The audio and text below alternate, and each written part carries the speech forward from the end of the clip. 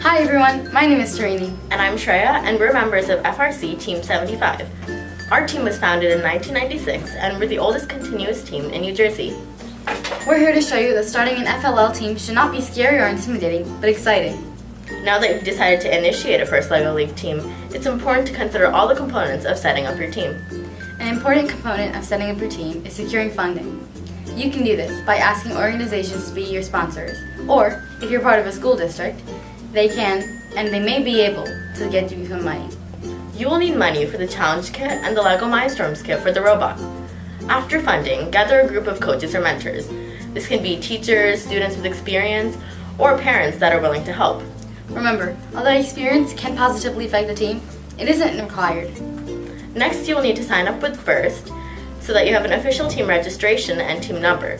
You can visit the website for more information on how to sign up. One way to publicize your team is by going around and putting flyers around your community. You can also do this by making announcements at school or any public events.